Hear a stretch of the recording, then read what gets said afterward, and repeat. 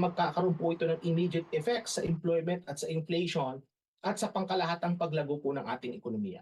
Ito raw ang mga posibleng maging resulta sakaling matuloy ang banta ni US President-elect Donald Trump na magpataw ng 25% taripa sa mga imports mula Canada at Mexico. Madi-discourage po yung mga Americans na bumili ng mga produkto na imported galing Canada kasi nagmahal. So magiging epekto po niyan dito naman po sa Canada is that mababawasan po yung demand dun sa mga produkto na mga ine-export natin papunta sa Estados Unidos.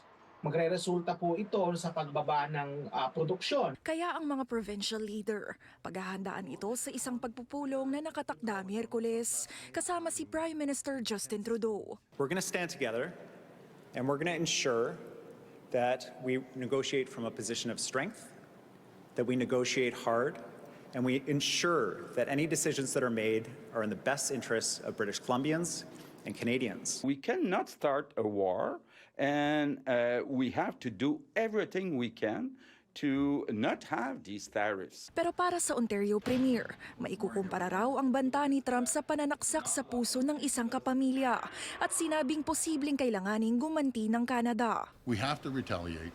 We have to retaliate not against the Americans, the administration that has made a wrong call on this. It's very simple. Ayon sa ekonomista, agaran raw mararamdaman ito ng mga mamimili sakaling magpataw din ng Canada ng taripa sa Amerika. Producers, importers will just pass on the added cost to the consumer. Remember that tariffs essentially are a form of consumption taxes. The immediate effect would be inflation. Okay, so we would see an increase in the overall price level, particularly for products that are imported. At sa mas mababang demand, posible ring bumaba ang employment sa mga maapektuhang industriya.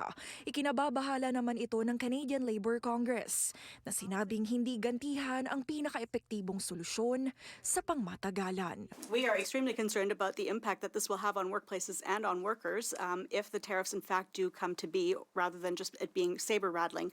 So we're going to be speaking with all of our union affiliates to find out how we can best fight back against this particular action and how we can safeguard those jobs. There's a lot on the line here. Keep in mind that the United States is our biggest trading partner.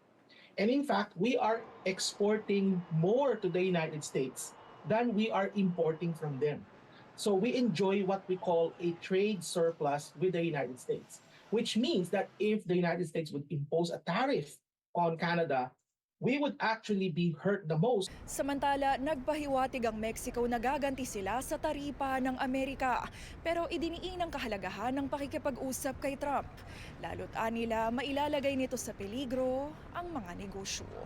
Teresa Redula, Omni News, Toronto.